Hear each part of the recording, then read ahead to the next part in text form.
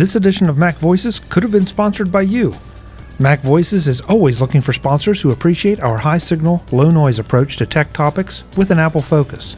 Our sponsorship packages feature inclusion in all of the audio and video versions of Mac Voices at all of their distribution points, a web presence, inclusion in the Mac Voices Dispatch, our weekly newsletter, and more. Get the details by contacting me at chuck@macvoices.com or contact Backbeat Media at backbeatmedia.com.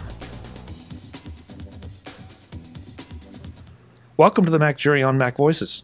This is the talk of the Mac community. I'm Chuck Joyner. Folks, we have another first weekend with shows. Of course, this time it's the first weekend with the iPhone 6. I've got a couple of gentlemen who made the jump. I made the jump, so we're going to talk about what we have found out, what we like, what we don't like, and anything else that comes up.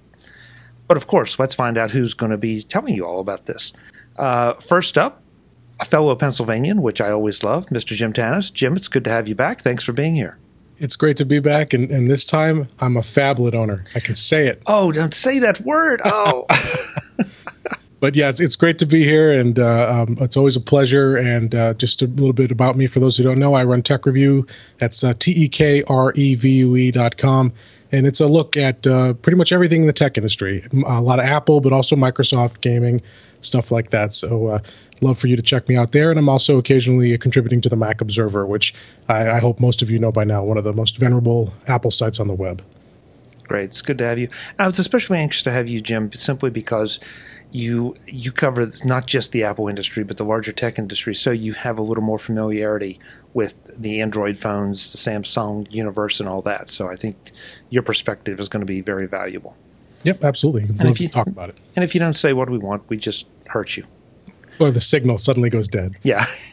Hello, Jim. Also, for the first time on the MacJury, Mr. Neal Pann. Neal, it's great to have you. Thanks for being here.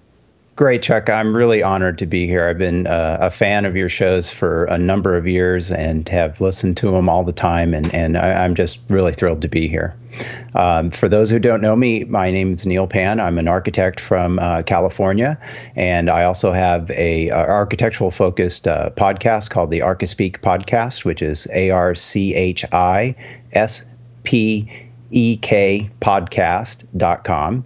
And I also run a site mostly Twitter-based right now called Apple for Architects.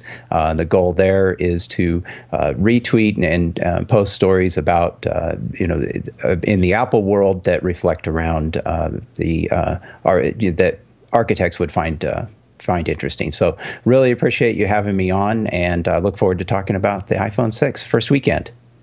Yeah, Neal, I love it.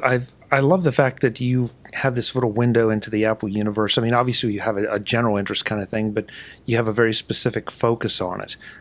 So that always, to me, means that the opinions are going to be maybe not what the generalists are going to tout. So anxious to hear what you have to say as well. Great. Well, thanks for having me on. I really appreciate it. My pleasure. My pleasure. And folks, I should say we had one more panelist that unfortunately had to cancel out on us at the last minute. But I think with these two gentlemen, we have more than enough wisdom to go around, and I'll just be tagging along. So with that, let's get started with who got what. Jim, first up, which iPhone 6 did you get? So I elected to go for the 6 Plus, primarily because I've been playing around with some of the larger Windows phones, the Lumia 1520 and Icon, which are 5 and 6 inches respectively.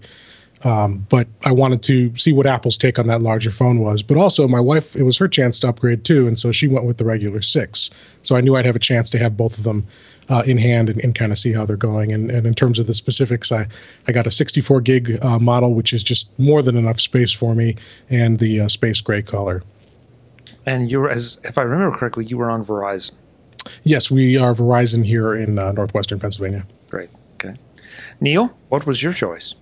Well, for myself and my wife, actually, we both upgraded. We started with the original iPhones and then took a 3-year wait to go to the iPhone 4s before jumping 2 years later to the iPhone 5s.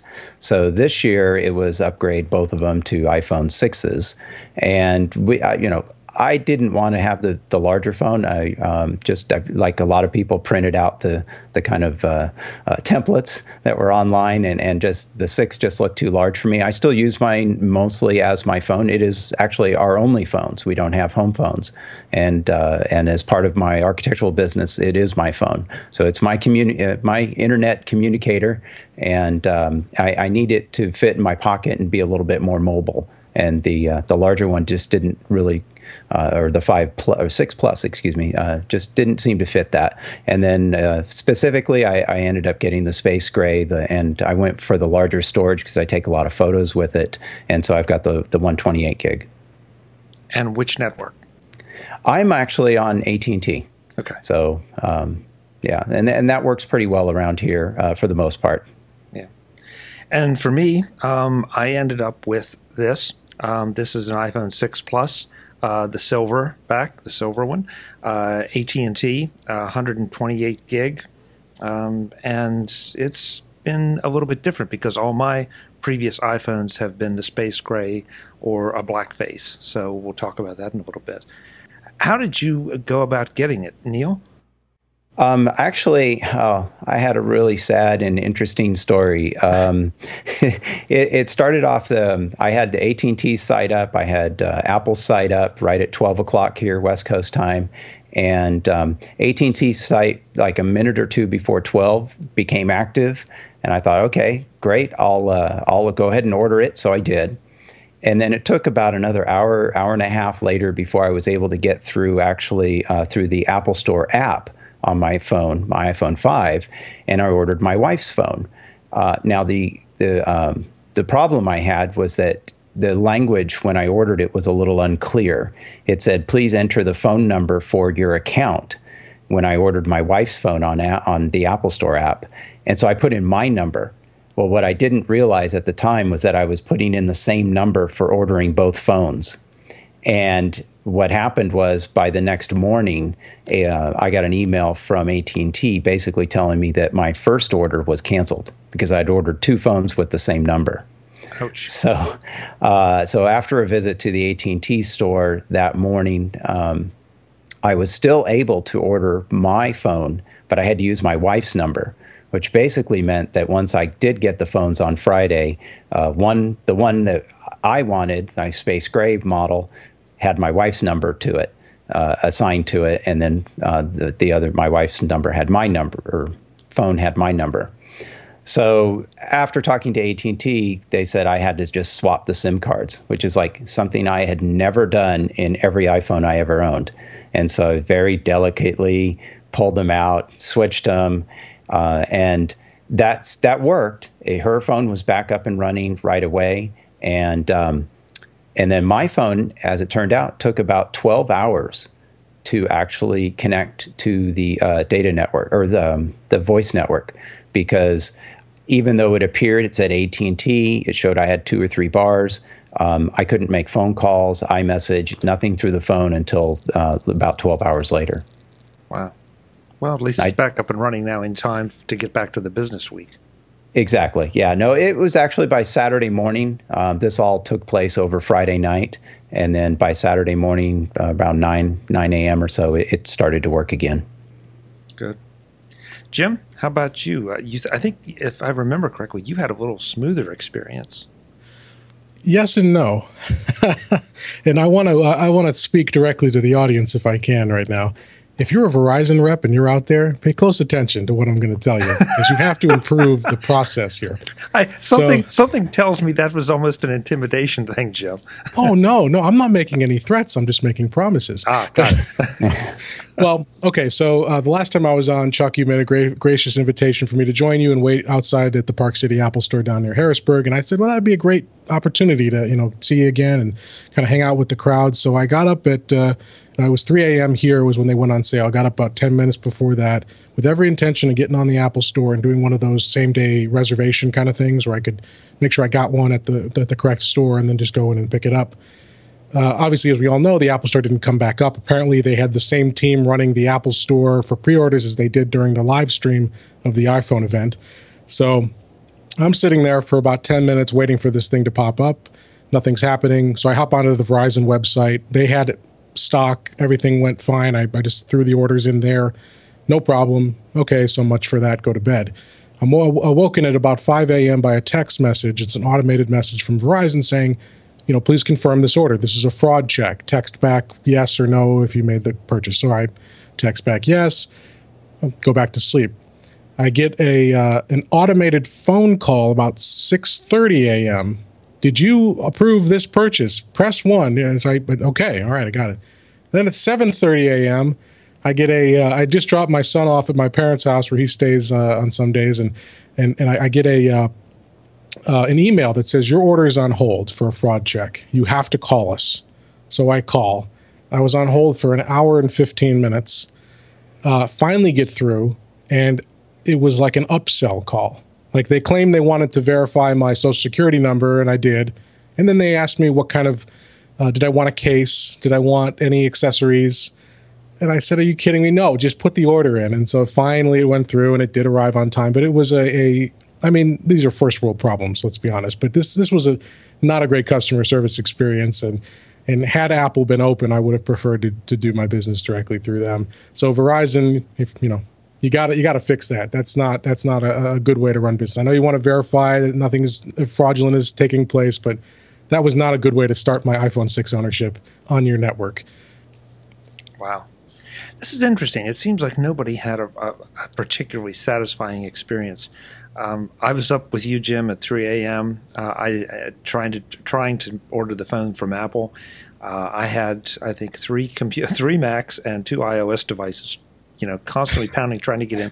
Finally got through on my iPhone in the Apple Store app. But then by the time, and again, this is probably about 3:40 a.m. that I was able to complete the order. I was back to shipping October 1st to October 7th, which was, really too bad. And it seems to be pretty much, at least from the AT&T side, that seemed to be about the standard for the iPhone 6 Plus. So, great. I really didn't want to wait that long, if for no other reason than it's kind of hard to do a first weekend with the iPhone 6 when you don't have an iPhone 6. So I opted to go stand in line. And I did not, Jim, if you'd come down to go to Park City, I wouldn't have gone with you. Okay. I opted to go to the local AT&T store simply because, first, it's about 10 minutes from my house. I had been in the night before and done a little social engineering, and basically they said, yeah, we have some 6s. They wouldn't give me any specifics. I did tell them what memory configuration, and they kind of checked and said, yeah, we have some. So I took that to mean, that means there are a few, but you're not going to be able to mess around. So I got there I got to the store at 4:15 a.m. I was number 3 in line, and so we waited until 8:30, and one of the first 3 in the door, and they brought out and they said, we only have silver or gold. Well, at this point, there's no question about it. I'm going to take something, and I didn't want gold, so I took the silver.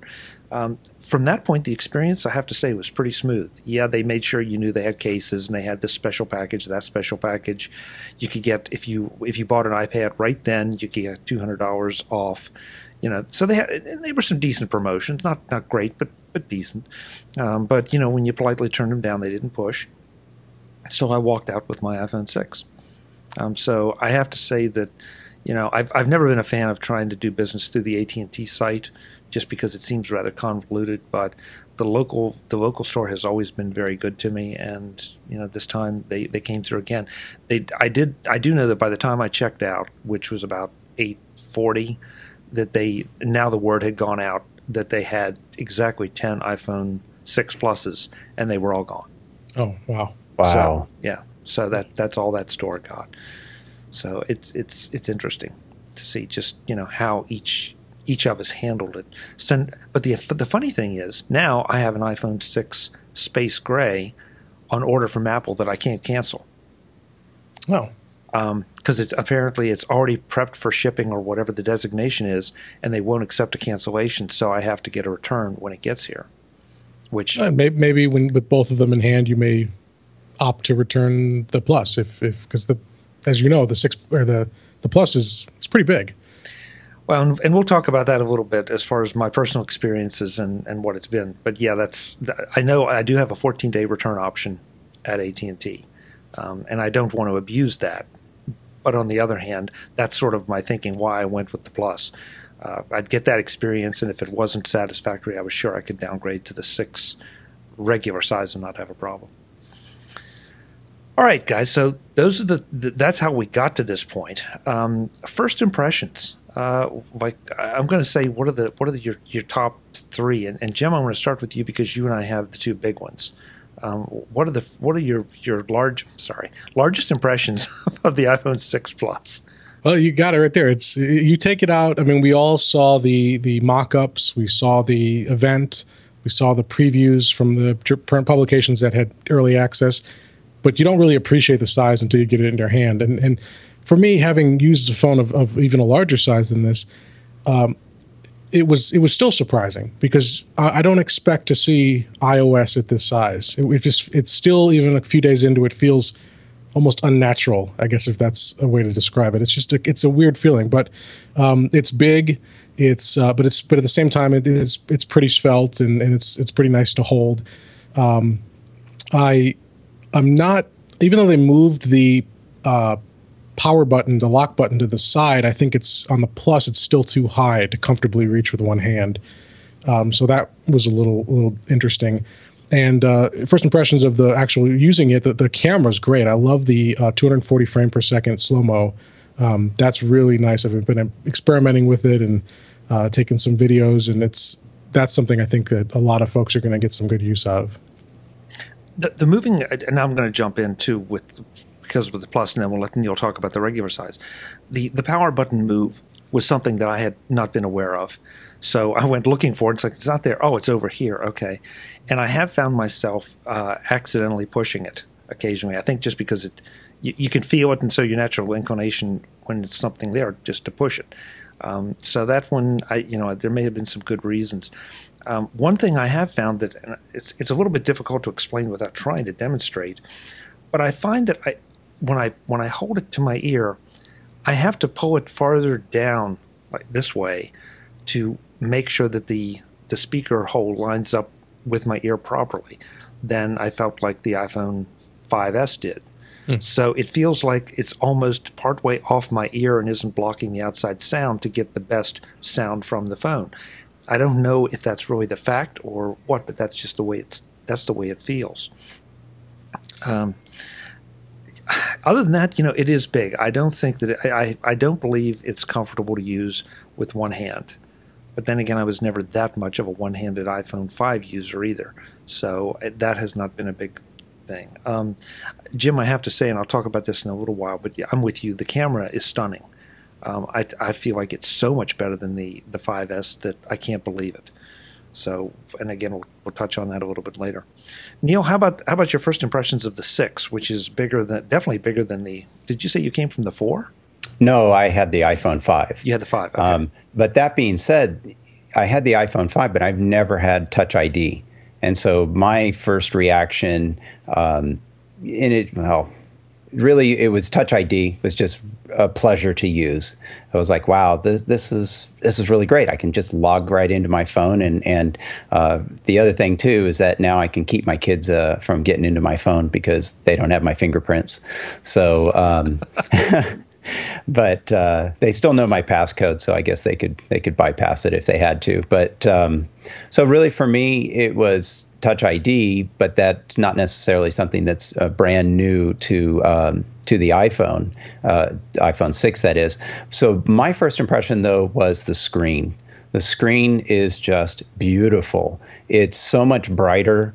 And the thing I noticed, in addition to the brightness, the clarity of the phone, was the color of the actual screen. Now, my iPhone had more of a yellowish tint to it. It was much more of a warm gamut color to the actual screen, and I know they were shifting to that because, like, my first iPhone was definitely much more on the cooler side of the gamut range, and so it was a little more bluish. The whites looked more white to me, or bluish white, and they kept going to this yellowish, and they felt that gave better color.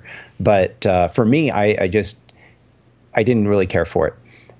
When you just are looking at the phone, it looks fine.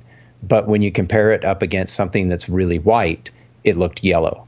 And so the first thing I noticed was this iPhone 6 didn't have that at all. It's certainly much more to the cooler side and more of the bluer, which to me just appeals better. The other thing, and this is maybe more of an iOS 8 thing item, but the predictive typing was just an instant like, wow, this is really interesting. In some ways, I feel it makes me faster because maybe I'm hitting the keys less, but it also makes me feel slower because I'm having to read 3 different words to see if I'm getting the right word. But back I have the exact same impression of that. Okay. But back to the phone itself, it's comfortable enough for me to use with one hand. The readability feature is something I have to try and remember to use. I'm more inclined to kind of maybe readjust my hand in the phone to actually reach the top side, but I certainly cannot reach the upper buttons with just my thumb. So I have to do a little bit of moving of my hand to do that. And when I do that, it feels like I'm not as safe with the phone. With the iPhone 5, I felt like I could get a better grip on it because it wasn't quite as wide as this one.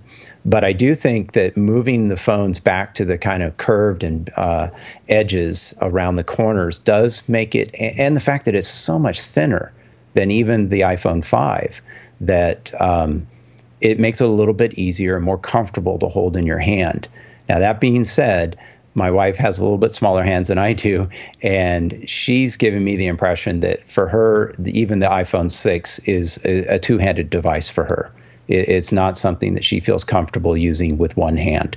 So if you've got smaller hands, or if you're a female with smaller hands, the iPhone 6 is probably a phone that you're going to want to be using with 2 hands. I'm actually kind of surprised that Apple didn't come out this year with an iPhone 5S replacement that is in the 4-inch size range.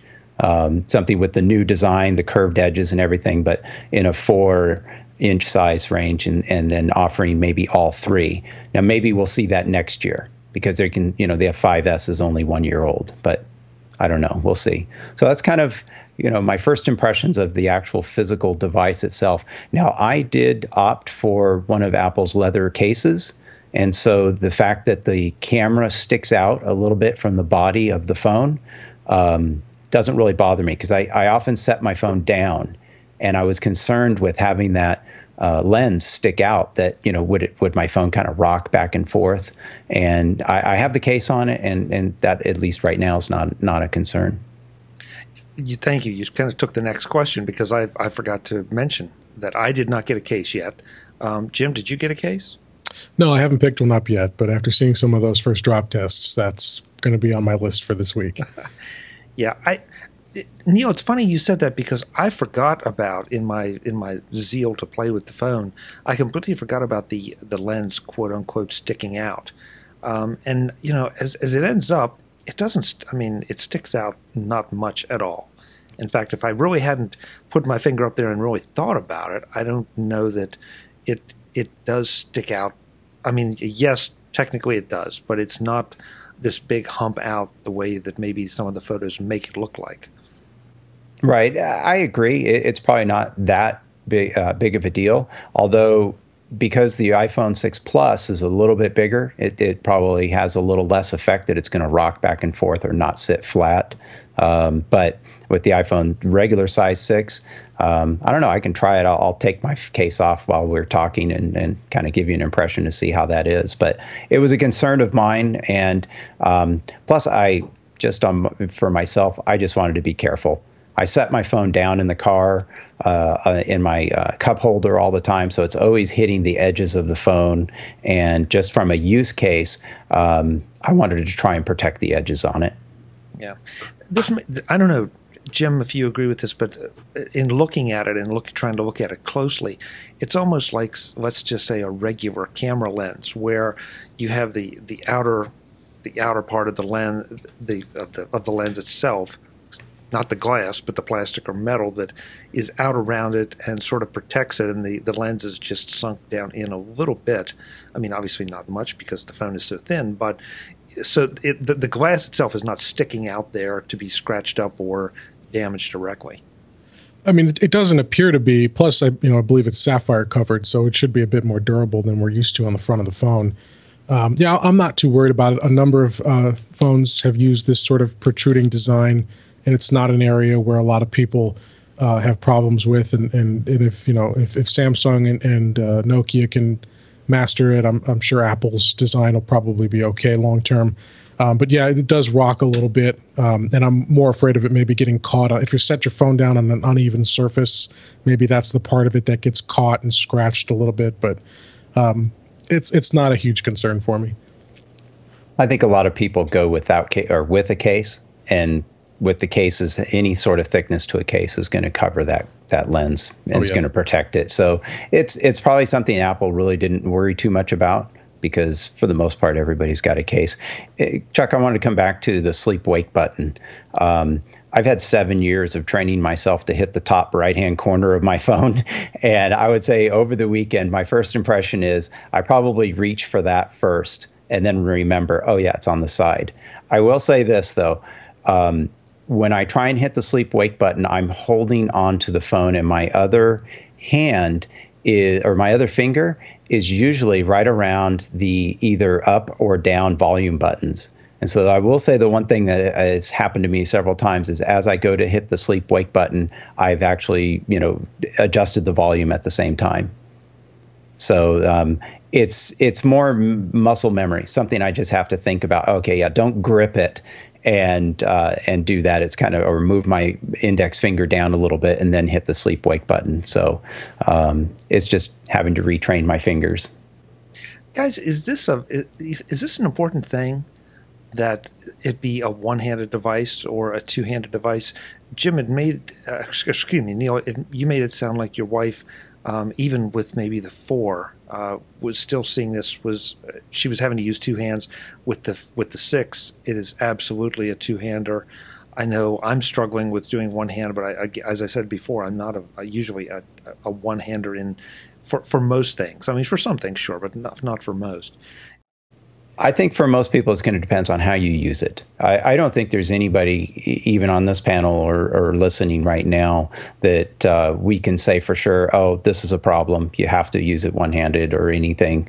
It's really your personal use. For myself, if I can pick it up, use it and tap a few things and do a lot of things, with this thing one-handed, that's great. When I sit down to do any serious twittering or sending an email, I'm always grabbing it with two hands. I did that with the 5 as well, just because I'm a thumb typer, so I'll be tapping thumbs both sides of the phone.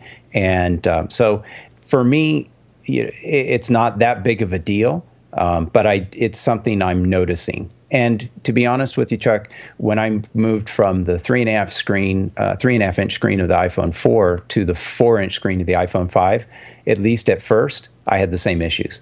It was just more kind of, I had to kind of retrain my thinking or how I held the phone, how I adjusted my hand in the phone while I was using it, and then I got totally used to using the 5 with the slightly larger screen from the original, or from the 4 that I had. So it's really up to you as a user and how you want to and how you use the phone. Jim, two-hander? Yeah, I agree. I mean, I've always used it two-handed whenever it's been a serious use case, playing a video game or even just going to browse the web for more than just a few seconds at a time. It's just more comfortable and you get more functionality with two hands.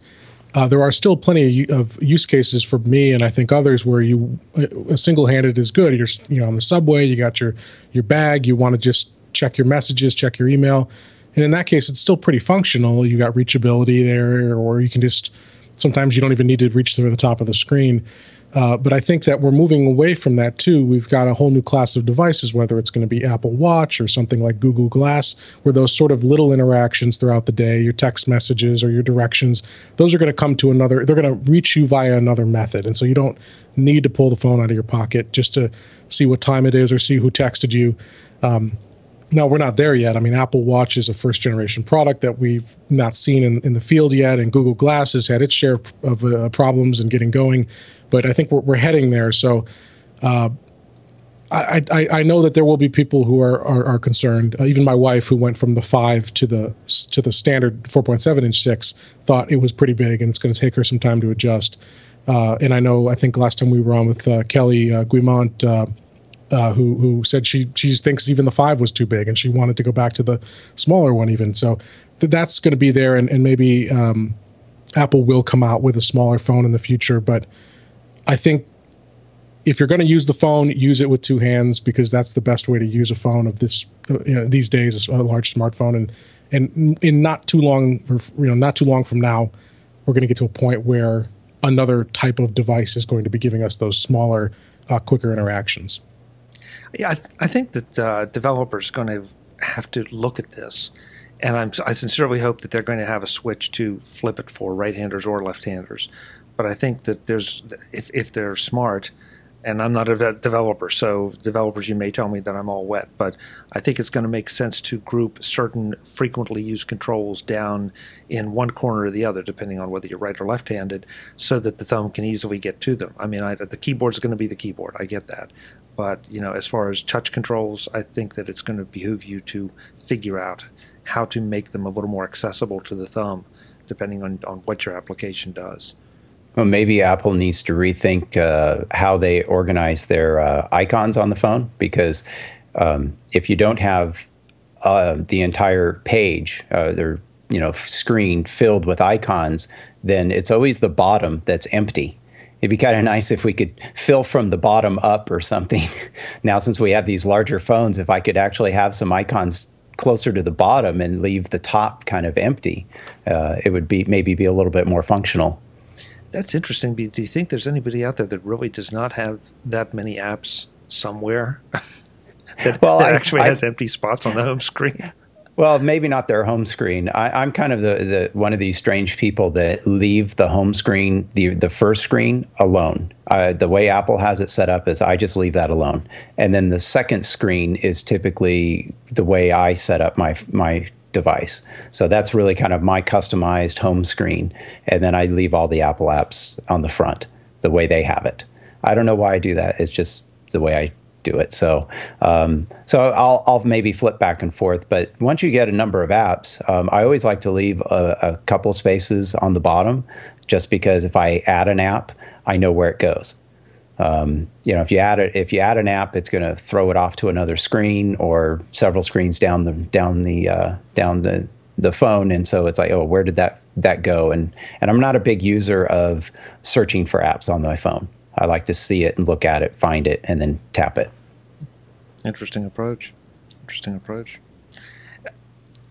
So, I guess again to go back to one of the things I liked best about this.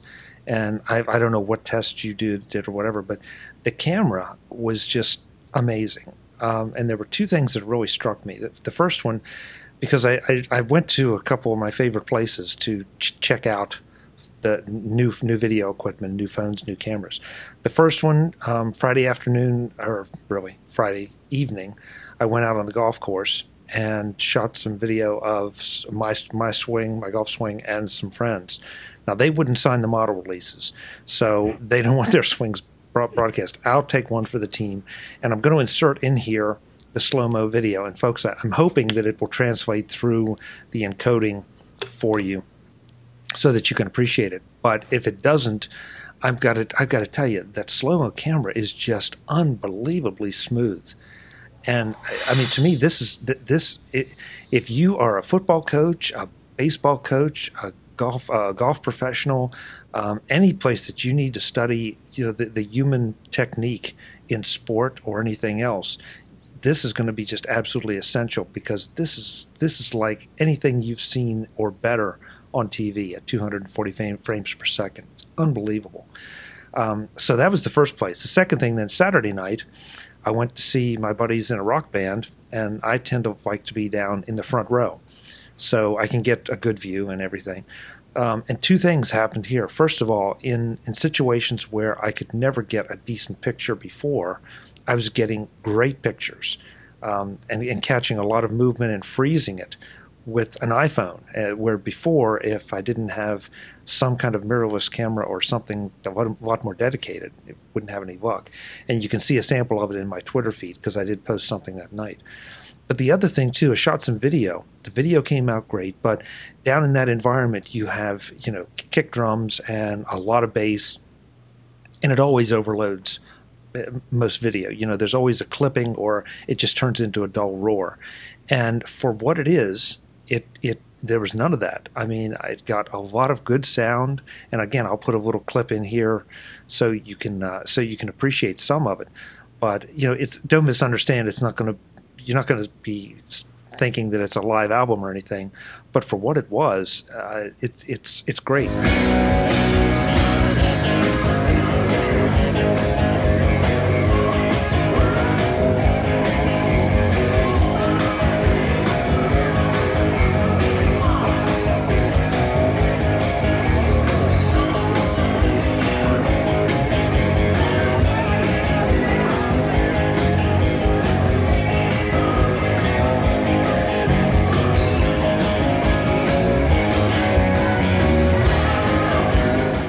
So that now becomes one of my predicaments for this phone is I'm afraid that, and I don't know how well the 6 will perform because the 6 Plus performed this well. Jim, what did you do with your 6 Plus and how did you find it? Well, first, let me just point out, Chuck, I think you need to bend your knees a little more from that video. It looks like your form is you're almost there, but just get those, relax the knees, straighten that arm, you'll be all right. But thanks, Coach. But I shot, I appreciate your comments on the audio because I haven't really thought to test that yet. So I have not experienced any loud recordings with the 6 Plus yet, but I shot some stuff around the house during the day and then at dusk. And got really good low light performance, pictures of my son, pictures of our cats. And just it's the things I noticed primarily are that it focuses a lot faster than even the 5S. And because of that optical image stabilization, you do get those sharper pictures, especially in challenging light conditions. And obviously it's been less than 48 hours. It's going to take some time to really test this out, but I think that's going to be a huge area. I mean, I'm not getting rid of my DSLR, but to have it have this in your pocket and to have that kind of quality and that kind of versatility on hand all the time is going to really change the way a lot of people think about their photography. Yeah, I think it really does. It's not hype. It takes the iPhone to the next level, at least the Plus. Neal, did you find the 7? Did you find the 6? Are we jumping ahead of here? Yeah. Time warp. Did you find the 6? I always want to say 6 something, but did you find the 6 as shockingly good? I did, actually. Now I'm moving up from the iPhone 5, so the camera is, not quite as good as the 5S. But what I did is, it was actually my anniversary this weekend. So my wife and I were out at dinner last night and took a number of low light shots, and the venue we were at had a wedding going on, and so there were some hanging lights and just a lot of very low light stuff. And I took several photos. I posted a few to my Instagram account, so if you want to look at that, it's my first name Neal, last initial P on Instagram. You can see a few of the photos that I posted there, and I was just, at least looking at the photos on the phone, was really shocked at how clear and crisp they were, and how well it picked up a lot of the light. And I did do some outdoor testing of the photos as well yesterday, and I was very impressed. I mean, the iPhone is my camera. I've kind of don't really even bother with my point and shoot. I never had I never had a DSLR. I had an SLR, but that still sits in the closet.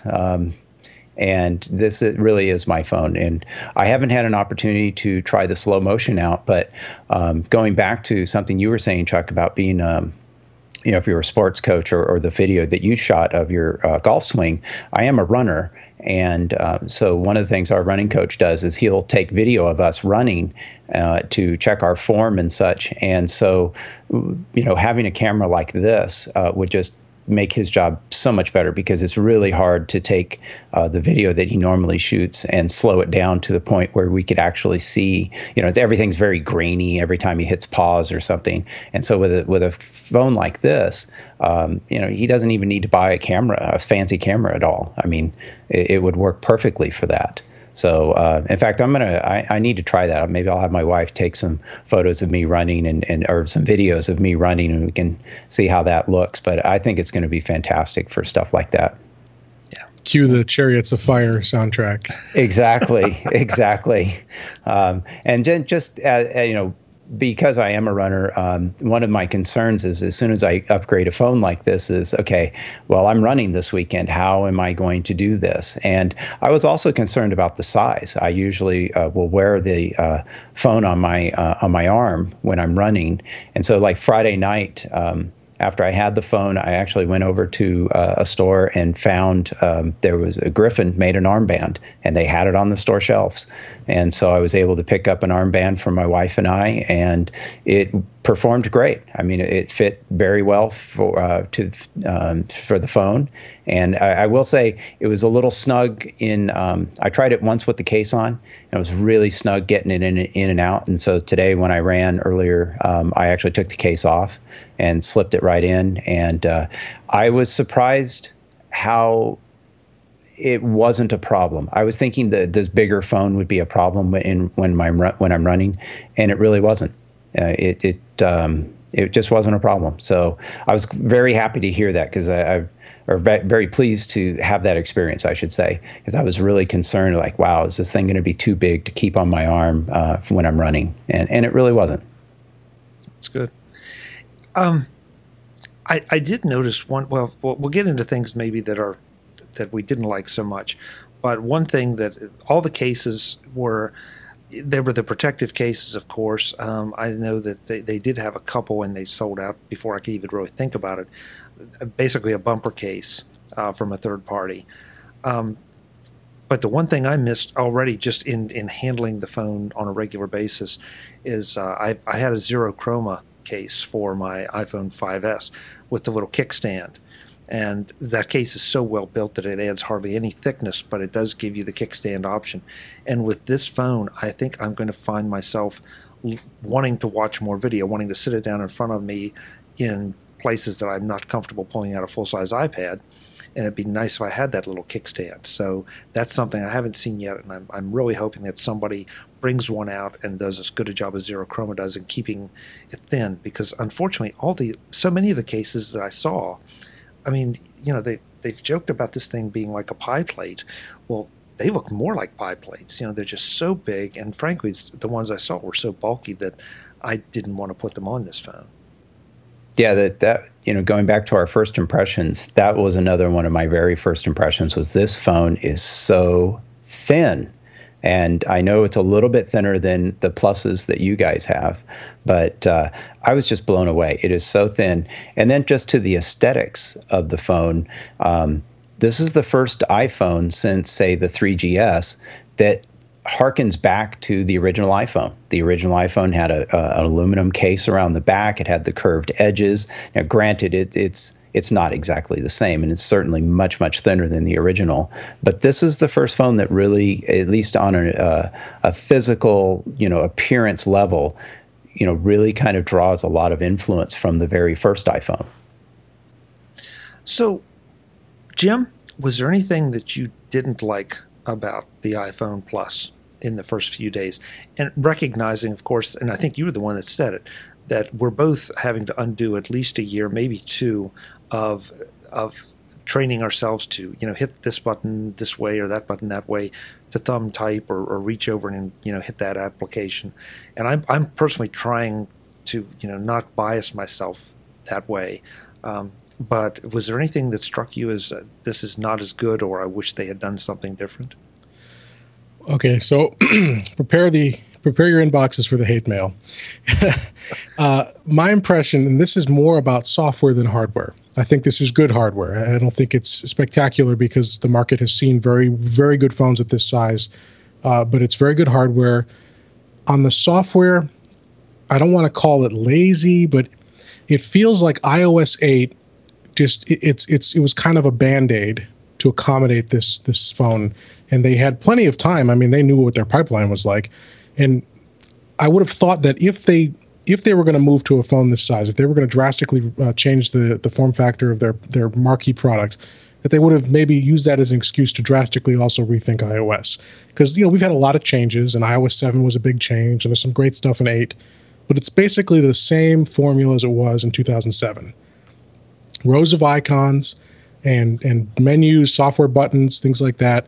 And if you look at it here on the Plus in particular, there's lots of white space. It's not a very good use of the extra real estate. And there's a zoom option, which is kind of goofy looking to me, at least. But as we were talking about, I think as Neal said, rethinking how software works. I mean, I'm sure they'll get there. I'm sure after one or two iterations more, they'll get there. But there should have been, I'm trying to articulate this properly, but there should have been more attention paid to making the software feel more harmonious with the technology, because iOS 8 feels like software that works great on a 3.5 and a 4-inch iPhone. It doesn't feel, and maybe even a 4.7-inch phone, it doesn't feel like it was really built for a 5.5-inch screen. They could have done more with maybe, I know there was a recent lawsuit about Apple patenting the circular menu that Samsung uses, where you hold down and like a menu of options, a circular menu pops up around your thumb. There was also the old Microsoft Courier, where they had the kind of slide-in menus from the bottom corners.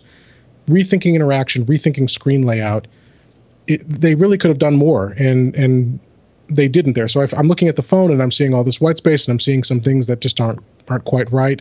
Plus, iOS 8 is still pretty buggy, even now that it's launched on all of my devices. There's been some, none of them show-stopping, but some curious bugs. So it just feels like this really wasn't baked. This really wasn't.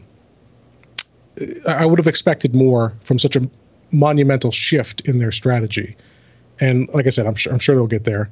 But it's just like the Apple Watch. And I guess I've never really talked about my preference with the Apple Watch on this show, but it doesn't feel like it's a revolution. It just feels more like an iteration, whereas the hardware here denotes a revolution in the way they're designing these products. The software doesn't. Jim, I think that revolution happened in 2007. And, sure, we're seeing evolutions of that revolution, and we're going to continue to do that. I don't think we're going to see big changes in our phones over time. I think they've nailed it. But I do agree with you that I don't think the software was, let's say, optimized maybe for a larger screen factor. As you mentioned, it works very well on the 4.7-inch phone. But I think you're right that possibly by next year, iOS 9, certainly by iOS 10, hopefully we will see some sort of innovation in how the software interacts with such a larger screen. Because you're right, it really is. I mean, iOS is still designed for that first very phone. I mean, there's really haven't seen any changes in how the basic structure of the operating system works. Yeah. So, Jim, before we leave you, I want to make sure that I get it right. So there were, other than just some of the layout changes of the buttons, nothing that you encountered in the physicality of the device that you didn't like? Well, I mean, on a minor note, I'm not a fan of the bars on the back where the antennas are. At least that's where we think the antennas are. Those kind of those lines on the back. And I think aesthetically, it's not great. It's not bad, but and then the feel of it does feel good, and it's got that metal back. But playing with some of the Lumia phones, which have sort of that rubberized kind of back, that feels a little warmer in the hands. It's more inviting, whereas this is kind of a little bit sterile, I think. Now, some people may prefer that, but I think that maybe even taking some of the design cues from the 5C and applying them at this size, could make it a little bit. It would help with grip, and it would also help just feel a little bit more inviting, because it's aluminum and it's cold when you pick it up, and it looks awesome and slick and futuristic, but it doesn't put a warm, fuzzy feeling in my heart. Well, I'm sure it does for some folks, but they're giving you an opportunity to put a warm and fuzzy case on it. That's true. Yeah, you can solve those issues with cases, but I don't own, but I got to test for a long time the Lumia Icon and the 1520, and they both feel, aside from the squared edges on those phones, they both feel a lot better, and you don't have to use a case. You can get that kind of feeling with just the svelte device itself. So those are just minor things, but overall, I think this is the 5.5-inch size was a market that's pretty well. The 5 to 6 inch size was a pretty defined market. Apple came in and they made a great product, and there's no reason not to go with the phone. Nobody else is doing anything significantly better at that size. It's a very nice looking phone. It has good battery life so far. No major complaints in terms of its design. Good. Neal, how about you? Anything that you found with the 6, other than we talked about the size and your wife's hands and all, right? And anything that you didn't find that you liked? Not yet. I would agree with Jim. I would almost call striping of the back case seems a little odd. I almost prefer the way they solved that in the very first phone was to put a plastic back that was just kind of like across the bottom. I think was it on the top? Gosh, I can't remember now. It was the bottom. It was the bottom, and it was just that's where the antennas were. It made it work, and from the aesthetic side, it looked very pleasing. And even on the 5 and the 5C, they just kind of did the 2 stripes on the top and the bottom, and that seemed very pleasing as well. This one seems kind of awkward. It just visually, it has nothing to do with the actual function of the phone, at least from liking or disliking it. But visually, it looks a little odd with the striping. I call it striping, really. But I would say that no, I mean everything. The silence button on it actually feels very crisp and crisp acting. I think on my 5 it just felt more kind of mushy when you closed, when you made it silent or turned it on. This one gives me a nice little, almost like a clicking noise when I do it, and it's very subtle, but it just feels very good. And so I would say, from a hardware point of view. There's nothing really that I dislike about this form factor, other than the fact, I would say maybe if I had to gripe at all, it would be that perhaps they should have thought of curving the back a little bit. It's a big enough phone that it might have felt a little. I'd be really curious if in Apple's labs if they explored that idea at all. Just kind of rounding that back, more like the 3G and the 3GS, how it kind of had that little rounded back. I wonder if that feels a little better in your hand, because as the phones get wider and wider, I don't know about you guys, but when I hold my phone, the palm of my hand curves, and the phone doesn't. So I'd just be curious if how that would work and how that would play out in, if they were ever tested something like that. Now, of course, that would take away the ability to say how thin the phone was.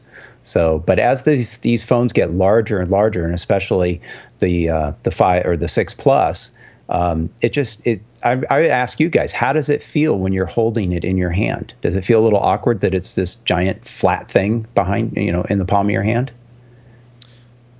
Well, I think with the 6 Plus being relatively wide, if they were to make it curved, I think a lot of their customers, they're already stretching to hold it as it's flat. If it had a protrusion on the bottom, they may not be able to reach both sides comfortably, because it is pretty wide. But it does. I agree. I mean, I like phones that have, like there was the HTC 8X, has a slight curve to it, and that felt great. It does make it technically thicker, significantly thicker, but it doesn't. It doesn't add to the weight or anything. It just gives you a little more comfort when holding it that way. But other than just feeling it a little slippery, it doesn't feel terrible. I wouldn't say. Okay. Chuck? Yeah. Yes, it does feel big. It feels flat, but it doesn't. That's not a surprise to me, because I expected it to feel big and flat since it's such a larger phone, and my hand's not used to it. I'm trying to visualize, I guess, what you're saying, Neal. And if you had that curve, you'd almost have to have a bigger back on the phone so that the curve would be apparent, because there is. I mean, the edges here are curved, and so the only way to make it a bigger curve or a hump would be to make it thicker. Yeah. That might have been a reasonable option if you were trying to get a lot more battery life, but might have also driven up the cost of the phone if you had to put a bigger battery in it. So I have to say, I don't think so. It's fascinating. I did not even see those two stripes until you guys talked about it. When the first prototypes came out, or not the prototypes, the first leaks of the supposed prototypes, these were a little bit more pronounced in those first sketches. I don't know if you saw them, but it was quite a controversy. I mean, a lot of folks were quite upset. They said, "Oh, no way Apple would design something like that." And then it came out, and they were there, although albeit less pronounced. And it does look a little bit. I mean, on the space gray, they blend in pretty well. But you can still see them in the right light, and it looks a little weird. The design aesthetics, and if they're there to improve the antenna design, they didn't do a good job, because I haven't. It's not that it's bad, but I haven't noticed any difference this weekend walking around with both 5S and the 6 Plus. I've had the same level of call quality, the same number of bars, the same quality on phone calls.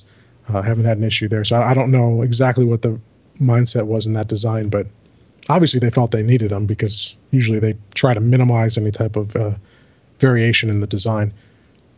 Yeah, that's again. I guess I missed that particular controversy because I just didn't pay that much attention to the rumors and all that stuff when it came out. But until you said that, I hadn't even thought about it. And I've looked at the back of the phone, I don't know how many times, and the only thing I really thought about was the lens protruding that we talked about before. But other than that, I only have one thing that I didn't like about this phone, and it's about 2 years late, and it's kind of my fault. But this, as I said before, this is the silver, and I really do not care to try to watch video or operate this phone with the white face. It's just me, and so I've got to find a way to turn this to a space gray, because that's the one thing, and it really is. I'm not going to say I could never get used to it, but I just noticed after a few days, everything else I've pretty much gotten accustomed to, except that it seems to be. I don't know if it's not that the screen is not bright, because it's gorgeous, but it's just that white background is really very dissatisfying to me. So if and I know plenty of people that have them and they like the white ones, and it clearly doesn't seem to bother them. So that must be mine.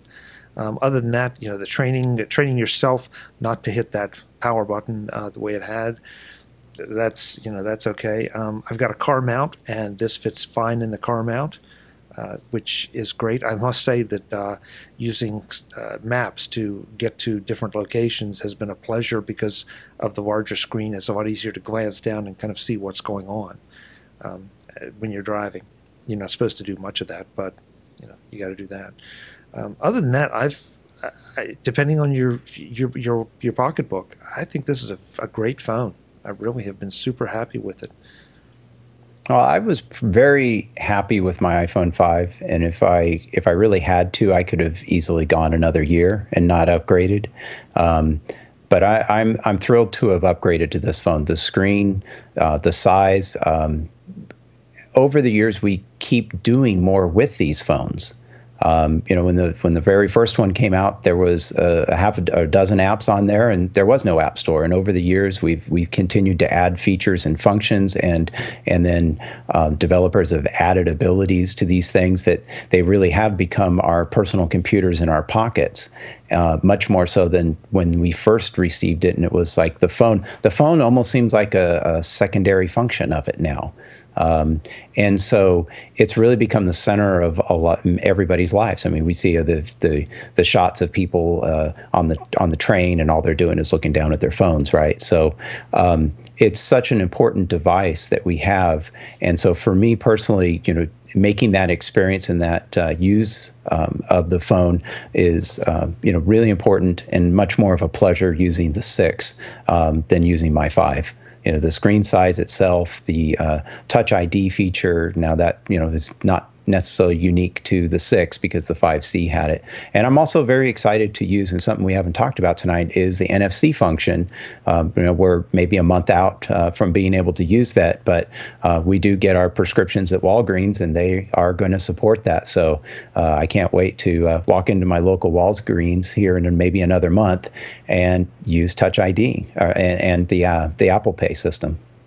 Yeah, a lot to be said, and of course, as Jim, as you said, iOS 8, I'm sure there's going to be a 0.1 update sometime soon with, some of those bug fixes. I mean, the bugs are showing up, but I just become a firm believer that there's some bugs can't be diagnosed until they're in the wild and interacting with other programs. So, well, I haven't had any problems, in our limited time with these phones, at least with iOS 8. Now, I didn't upgrade. I've never used any of the betas. I didn't actually upgrade my 5. So at least, for the 2 days prior to this coming out. So there was actually a lot to take in when I first got the 6, because it was all the new features of the 6 that didn't exist in my iPhone 5. And then you had a completely new operating system to kind of absorb and all the different functions with that. So it's been kind of a headache weekend with all of the new things going on, and then trying to help my wife out with hers as well. It's like, hey, what's this? How does this work? And so there's a lot of new here with the operating system and the phone itself, at least for those that are coming from, say, a 4S or a 5 up to this phone. But it is a fantastic upgrade. I'm really excited to see this. I'm sure in 2 years from now, we'll look back and go, what a clunker this thing was. But, because it'll be so much better in 2 years. But right now, this is really state of the art as far as I'm concerned, with the phone function and everything else. So I'm extremely happy with this upgrade. All right, so to wrap this up, let's take a time machine trip back to iPhone ordering day, and it's 2 minutes before the hour strikes, whichever time zone you're in. What advice would you give to yourself? Would you go with what you ordered, or would you make a change? Jim? I might have ordered from a different wireless carrier, but I would stick with the hardware I chose. I think that the iPhone 6, having played around with my wife's phone for the limited time she let me, was it feels better and it's a little bit easier to handle. I mean, the 6 Plus does not fit into all of my pant pockets or my gym shorts as well, but the optical image stabilization, the opportunity to have that bigger screen for when the apps really start to take advantage of it, I wouldn't trade that to save the $100 difference. So I would stick with what I did. Good. Neal, how about you? Well, I would probably stick to what I normally do, which is ordering from Apple and not bothering going through the AT&T site, even though their site popped up about 2 minutes before midnight out here in the Pacific. So, but as far as exactly which model I bought, the space gray, the 128, I'm perfectly happy with that. Chuck, I understand what you mean about having the white background. That's never appealed to me. I prefer looking at the black bezel on the front, and that black bezel, in combination with the glass now that kind of curves around the edge, is a beautiful look. And so, to answer your question, I wouldn't change anything as far as the model I got. But I did want to point out one thing that my experience from buying the iPhone 5, that chamfered edge that they put on that thing caused them so many problems, at least in the building of in manufacturing of the phone. I went through 7 different iPhone 5s before I could find one that wasn't chipped or marked. It was a nightmare. I probably couldn't use that phone for almost 3 weeks while I was waiting for one. I mean, literally, I would stand there with the Apple Store employee as they pulled it open, and it'd be like, oh, yep, look, there's a mark.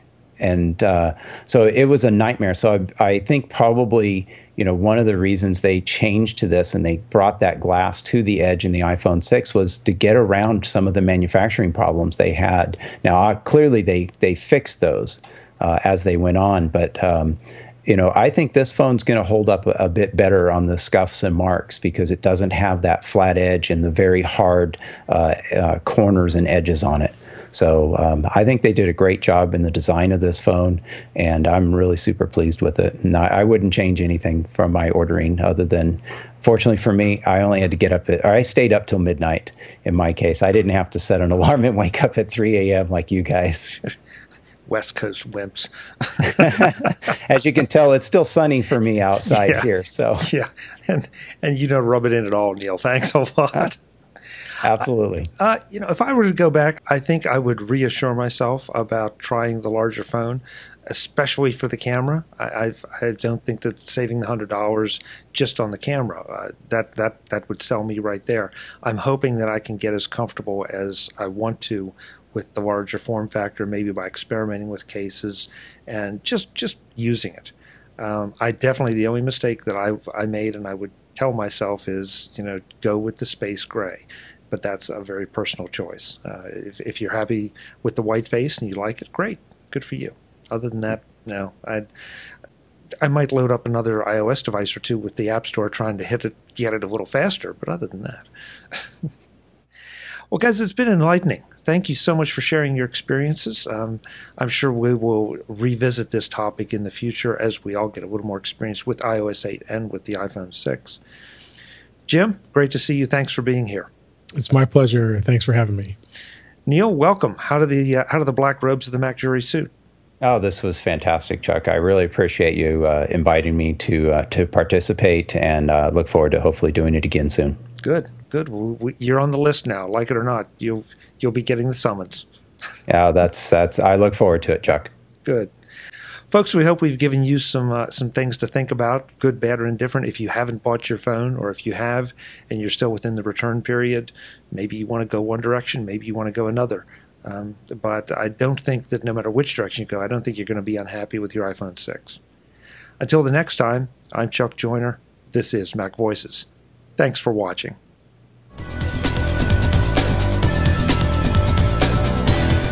Visit MacVoices.com for links, show notes, to subscribe, to connect with Chuck on Twitter, Google+, Facebook, and LinkedIn.